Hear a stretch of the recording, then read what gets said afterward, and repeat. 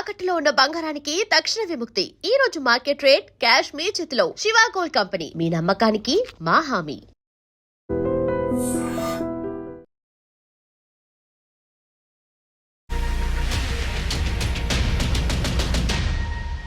Hi, welcome to I dream. Mahesh Babu కెరీర్లో ఎన్ని super hits ఉన్నా దూకుడు స్థానం మాత్రం ఎప్పుడూ ప్రత్యేకం. ఇండస్ట్రీ హిట్గా నిలిచిన ఈ సినిమాకి గోపి మోహన్ గారు కథ అందించారు, అలాగే స్క్రీన్ ప్లే కానీ. సో ఆయన పాత్ర చాలా కీలకం. ఈరోజు గోపి మోహన్ గారు మనతో ఉన్నారు. ఆయన అడిగి దూకుడు విశేషాలు తెలుసుకుందాం. హాయ్ సార్, నమస్తే. నమస్తే అండి. సార్, మీ కెరీర్లో సూపర్ హిట్స్ చాలా ఉన్నాయి. సో అంటే సక్సెస్ఫుల్ మూవీస్కి రచయితగా మీరు కేర్ ఆఫ్ అడ్రస్. అయితే అన్నిట్లో కల్లా దూకుడు చాలా స్పెషల్ మూవీ. అప్పట్లో ఇండస్ట్రీ రికార్డ్ ఈ మూవీ. సో దూకుడు ఇప్పుడు రిలీజ్ కాబోతుంది. మహేష్ బాబు గారి బర్త్డే సందర్భంగా 9వ తేదీ. దూకుడు సినిమా పేరు వినంగానే, ఆ ప్రస్తావన రాగానే ఫస్ట్ మీకు గుర్తొచ్చే జ్ఞాపకం ఏంటి? అసలు ఆ జర్నీ అండి, మహేష్ బాబు గారితో జర్నీ, శ్రీను వైట్ల గారితో జర్నీ, సార్ 14 రీల్స్ వాళ్ళతో జర్నీ. అంటే ఆల్మోస్ట్ సంవత్సరం పైన జరిగింది. మధ్యలో స్ట్రైక్లు వచ్చినాయి. సో చాలా మంచి పీరియడ్. నాకు తెలిసి నా ఎంటైర్ క్యారియర్లో నేను ఫస్ట్ సినిమా సంతోషం తర్వాత సార్ అంత ఎంజాయ్ చేసిన సినిమా దూకుడు అండి. సార్ అయితే దూకుడు కథ మహేష్ బాబు గారికి చెప్పే ముందు, దానికంటే చాలా క్రితమే మహేష్ బాబు గారితో సినిమా చేయాలి శ్రీను వైట్ల గారిని ఫిక్స్ అయింది. ఎలాగో కథ మీరే ఇస్తారు. అయితే దీనికంటే ముందు, దూకుడు కథ కంటే ముందు మహేష్ బాబు గారికి ఒక కథ చెప్పి ఒక 5 months దాకా దాని మీద కూర్చొని దాన్ని మధ్యలో కావాలని మీరే ఆపేసి మళ్ళీ దూకుడు కథ రెడీ చేశారంట. నిజమేనా ఇది? అంటే అవునండి. అంటే పెద్ద హీరో కదండి, ఒక కథతో సాటిస్ఫై అయిపోయి వెళ్ళిపోవటం కాకుండా, అంటే జనరల్గా ఎలా అంటే అండి, హీరోతో సినిమా చేద్దామని అనుకున్నప్పుడు ఒక లైన్ చెప్తాం.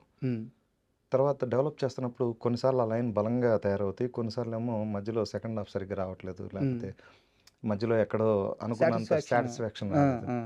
అలాంటి మూమెంట్లో ఉండగా యూనిక్గా చేద్దాం. అందరూ అంటే మహేష్ బాబు గారికి ఫ్యామిలీలో ఆడియన్స్ ఉన్నారు, మాస్లో ఆడియన్స్ ఉన్నారు, పిల్లల్లో ఫ్యాన్స్ ఉన్నారు.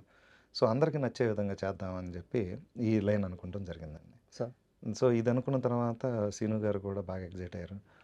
సో సీను గారితో మేము అంతకుముందు పనిచేసిన కథల్లో కూడా కొన్ని మంచి ఐటమ్స్ ఏవైతే ఉన్నాయో అవి కూడా దీంట్లో వాడటం జరిగిందండి. మంచివన్నీ పెట్టుకున్నాం.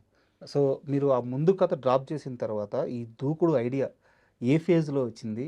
ఆ ఐడియా క్రియేషన్ ఎలా జరిగింది ఒకసారి చెప్పండి సార్. అంటే ఐడియా క్రియేషన్ కాదండి, యాక్చువల్గా ఏంటంటే మేము చాలా కథలు వింటున్నాం. అందరూ ఇండస్ట్రీలో ఉన్న వాళ్ళందరూ, నేను కూడా చాలామంది రైటర్లను రికమెండ్ చేశాను కథలు ఉన్నాయంటే మహేష్ బాబు గారి దగ్గర. అంటే ఆయన, నేను బేసిక్గా కృష్ణ గారి అభిమానిని.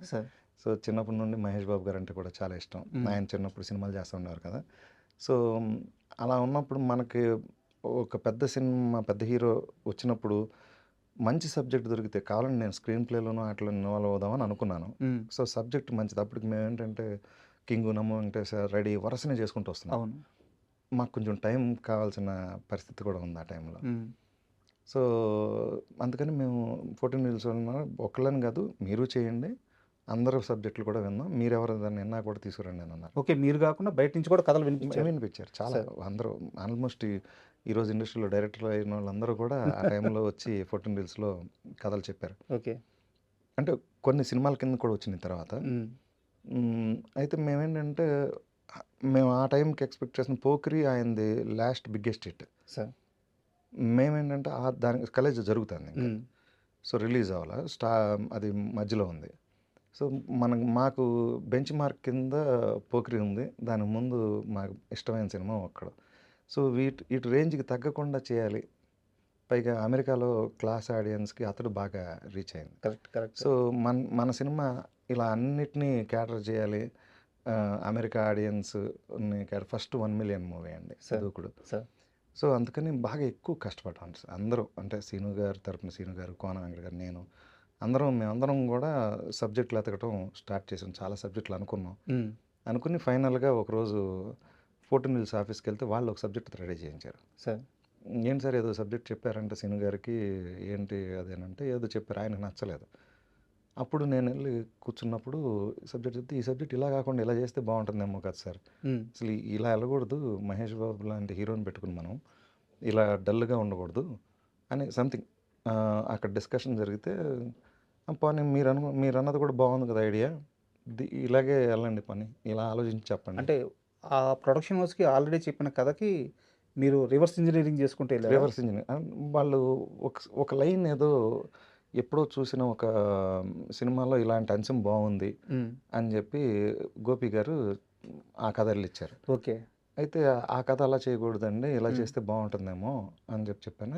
ఐడియాగా మీరు చెప్పింది బాగుంది, ఒకసారి వర్క్ చేసామని చెప్తారా అన్నారు. హ్మ్. అలా కొన్ని రోజులు వర్క్ చేసి వెళ్ళి సీను గారికి చెప్పడం జరిగింది. సీను గారు ఐడియా చెప్పిన వెంటనే చాలా ఎగ్జైట్ అయ్యారు. తర్వాత ఏంటంటే ఇలా గోపి గారు వాళ్ళు చెప్పిన దానివల్ల నేను ఇలా చేశానండి అని చెప్తే, ఓ అవునా, కానీ ఇది చాలా బాగుంది, హ్మ్. చాలా బెటర్గా ఉంది అని ఎగ్జైట్ అయ్యారు. ఎగ్జైట్ అయ్యి దాని మీద ఇంకా చాలా అందరం పార్టిసిపేట్ చేసి చాలా బాగా వర్క్ సో చేసాం. ఈ కథ మహేష్ బాబు గారికి నిరేషన్ ఎలా ఇచ్చారు? ఇచ్చిన తర్వాత ఏం జరిగిందనేది మళ్ళీ మాట్లాడుకుందాం. ఉమ్, ఇప్పుడు మనం దీనికి ముందు రివర్స్ ఇంజనీరింగ్ గురించి ఒక మాట మాట్లాడుకుందాం. కథను ట్రీట్మెంట్ చేసే విధానం. ఉమ్, నాకు బాగా గుర్తు 'నువ్వు నేను' సినిమాకి మీరు కో డైరెక్టరో, అసిస్టెంట్ డైరెక్టరో సంథింగ్ కో డైరెక్టర్. ఆ 'నువ్వు నేను' సినిమాకి రివర్స్ ఇంజనీరింగ్ చేసుకుంటూ ఎళ్ళిందే 'సంతోషం' మూవీ. అవునండి. సో, అంటే మీరు ఈ ఇంజినీరింగ్ బ్యాక్‌గ్రౌండ్ నుంచి వచ్చి ఈ టెక్నికల్ ఆలోచించడం గాని, ఇదంతా అవ్వడం వల్ల చదువు వల్ల వచ్చిన నాలెడ్జా ఇది? అంటే ఒక ట్రీట్మెంట్ మార్చి వేరే విధంగా చేసుకుంటే ఇంకో కథ వస్తదని?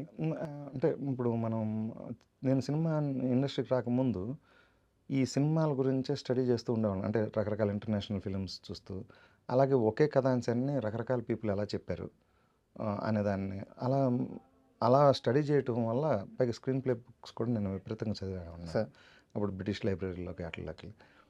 సో అలా కొంచెం ఈ కథని ఇలా చెప్తే ఎలా ఉంటుంది హ్మ్. అనేది. ఇప్పుడు యాక్చువల్గా చెప్పాలంటే మేము చేసిన అన్ని సినిమాలు కూడా ఇలా సినిమాలు చూస్తున్నప్పుడు ఈ కథను ఇంకోలాగా చెప్తే ఎలా ఉంటుంది, ఈ ఐడియాని ఇంకోలాగా చెప్తే ఎలా ఉంటుంది హ్మ్. అన్న అలా పుట్టిన కథలే కొన్ని ఉన్నాయండి. బో సో ఇప్పుడు మీరు గమనిస్తే రెడీ కానీ ఇవన్నీ మాయాబజారు, గుండమ్మ కథ, హ్మ్. వాటి స్క్రీన్ ప్లే ఏదైతే ఉంటుందో దాన్ని దృష్టిలో పెట్టుకుని చేసినవి.